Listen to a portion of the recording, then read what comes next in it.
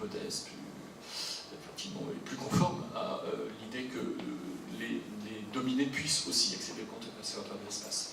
Je terminerai sur quelques pistes. Alors, voilà, c'est celle-ci, puisque je pense que dans l'actualité, il y a une très belle matière, potentiellement, à croiser avec l'enjeu de la monumentalisation, à la fois parce que dans ce mouvement-là, il y a des monuments, je dirais, reconnus, classiques, qui sont pris comme cible. Alors, les termes ont été très très forts hein, sur ce qui s'est passé à l'Arc de Triomphe. On a parlé de l'Arc de Triomphe souillé, ça c'est le propos de Macron, on est dans le sacré qui est souillé. On a parlé d'Arc de Triomphe vandalisé, ce qui renvoie à la terminologie de la Révolution, hein, puisque le terme apparaît à ce moment-là avec l'abbé Grégoire qui parle du vandalisme. On a parlé d'Arc de Triomphe pris d'assaut. Toujours un petit peu ce vocabulaire de la Révolution, c'est presque la Bastille, quoi, hein. Ravagé, saccagé, les statues saccagées, etc., etc. Voilà, on est sur effectivement cet enjeu-là de s'en prendre au monument et ce qu'il incarne, même si effectivement on chante la Marseillaise sous l'Arc de Triomphe avec les gilets jaunes. Donc c'est pas si simple que ça, il y a aussi une forme de détournement. On tag, on fait des graphes, les gilets jaunes triompheront, on écrit sur ce monument-là. Donc ça c'est intéressant de s'arrêter un petit instant là-dessus. Ce qui m'intéresse aussi, mais pas du tout le temps de creuser, j'ai juste pioché un petit peu sur internet, c'est que le rond-point d'un certain point de vue tente à devenir non seulement un lieu, parce qu'il était plutôt du côté du non-lieu, au sens de Marc Auger, mais en plus de ça, le monument qui est déjà porteur, lui, d'un certain nombre de monuments d'ailleurs, je ne sais pas si, j'ai pas eu le temps d'aller voir s'il y avait des travaux de fait sur cette gestation massive de monuments sur les ronds-points depuis les années 80-90. Donc monuments qui aussi peuvent être détruits, détournés. Il y a un cas que je trouve intéressant sur le cas de Châtellerault, hein, le monument de la main jaune, qui était le monument emblématique de Châtellerault, nous dit un correspondant de la presse locale, qui a été brûlé finalement. Donc voilà, il y a quelque chose, je trouve, de potentiellement intéressant sur le rond-point, à la fois parce qu'il est porteur de monuments plus ou moins reconnus, mais en tout cas qui font sens à certains points de vue, à partir du moment où ils sont investis. Et dernière chose, toujours dans la même idée que le rond-point peut faire figure de nouveaux monuments, un cas qui est peut-être unique, je peux être vérifié, d'un rond-point qui n'avait pas de nom, qui est nommé par son maire. On est à Cabestany, on est dans les Pyrénées-Orientales, et il propose, mais même il valide au conseil municipal un nouveau nom pour ce rond-point qui devient rond-point des Gilets jaunes. Donc là, on est vraiment sur effectivement un processus de monumentalisation, mais qui par le bas, qui parle effectivement de lieux occupés et de lieux qui jusqu'à présent étaient sans nom et même sans existence. Donc je trouve ça tout à fait intéressant, sans avoir eu le temps de creuser. J'aurai pas le temps parce que je suis arrivé au bout, hein, mais c'est juste pour terminer en disant que dans le contexte que je ne présenterai pas de l'équipement où je travaille, qui questionne justement cette production des lieux de mémoire et puis des patrimoines, eh bien c'est quelque chose qu'on s'est déjà dit à une autre occasion avec mes collègues. J'essaierai de m'enrichir des propos de ce séminaire pour, avec cet outil-là, où nous rassemblons des chercheurs et des artistes, pour imaginer des dispositifs où on souhaite amener à questionner justement cette question de la mise en mémoire en faisant se rencontrer ces deux types d'acteurs sur le territoire villeurbanais. J'espère que j'aurai l'occasion peut-être d'en reparler l'autre fois. Merci de votre attention.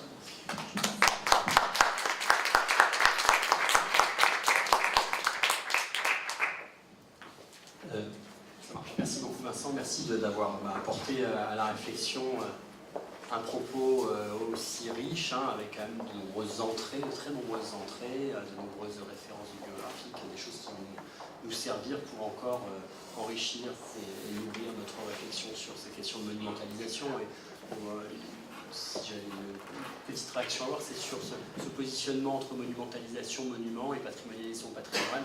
C'est sûr que c'est quelque chose que nous avons vraiment à creuser dans la mesure où c'est presque du domaine de l'intentionnel, hein, de faire un pas de côté par rapport au corpus gigantesque qui a été produit au cours des dernières années, de la dernière décennie autour de la question du patrimoine, vouloir remettre en scène ce terme de monument qui lui fait presque un peu de concurrence, hein, on va dire, sur des objets similaires ou sur des processus un peu similaires. C'est aussi vouloir remettre en scène des questions qui sont du domaine de l'intentionnalité, du discours politique, des choses qui sont peut-être un peu moins fondées sur le consensus, plutôt sur la prise de position. Mais je pense que c'est des situations qui sont peut-être plus adaptées à la démarche qu'on essaie de mettre en avant, en particulier cette démarche de déstabilisation qui est liée à l'expérimentation avec les artistes. Je ne sais pas si Alessandro a un mot à ajouter. Peut-être on va laisser la parole à Cédric dans la mesure où le temps tourne et le muscle ferme. C'est ça. À 5h À 5h pile. 5h30, c'est ça? C'est 5h30, c'était ça.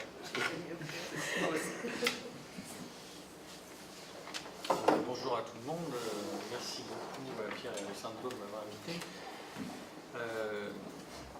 Alors comme je ne savais pas si j'étais discutant ou invité, parce que visiblement je suis les deux à la fois, je ne savais pas vraiment quoi faire. Et donc du coup j'ai dû improviser un peu un retour peut-être sur mes propres expériences, en m'inspirant je dois être honnête, parce que j'avais déjà présenté ailleurs, dans le cadre d'un forum qu'on avait organisé à Aix-en-Provence autour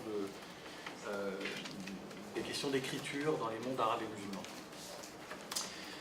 Alors, je vais essayer de revenir sur la question des pratiques art sciences, puisque c'est ce que Pierre et Alessandro m'avaient demandé.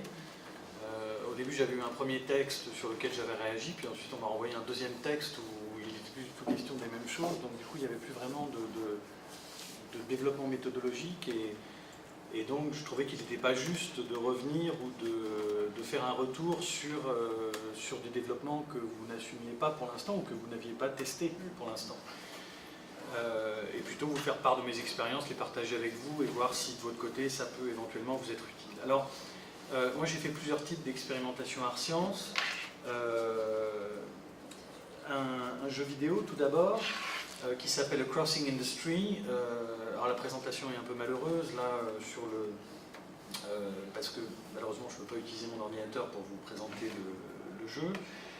C'est un jeu que j'ai créé avec Douglas Edric Stanley, Robin Moretti, Jean-Christophe Foll qui est parmi nous a participé à son élaboration avec une douzaine d'étudiants de l'école d'art d'Aix-en-Provence.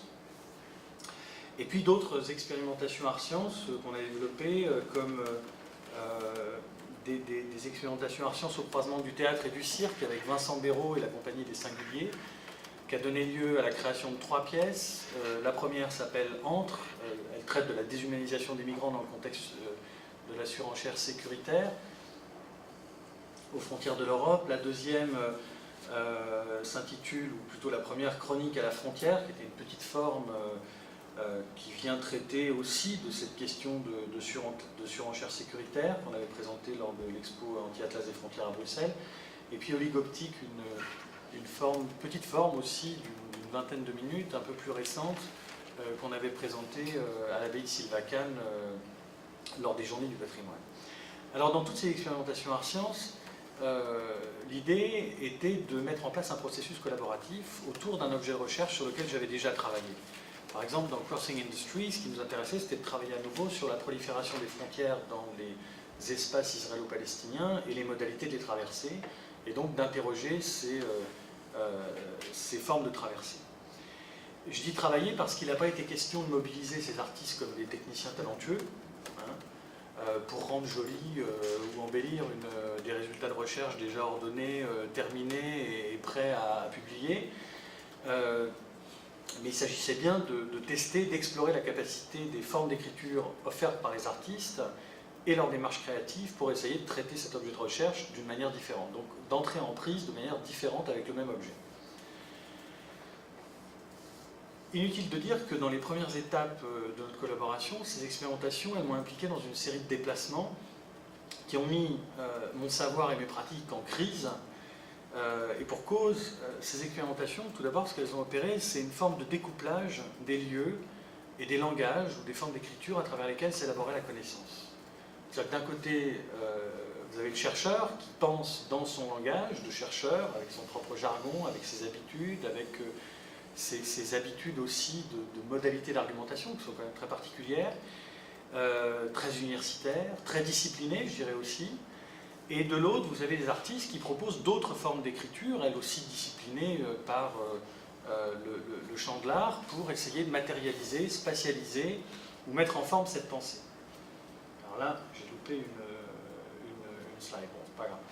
Puisque l'écriture, je la prends bien entendu au sens large, c'est un des moyens privilégiés pour matérialiser, spatialiser, mettre en forme notre pensée. Alors ce découplage, il a produit des écarts irréconciliables entre mes propositions et celles des artistes. Je m'en suis rendu compte notamment à travers les premières interfaces du jeu Crossing Industry, dont vous voyez une image ici, qui ont été réalisées en 2013 avec Douglas et des étudiants de l'école d'art d'Aix-en-Provence.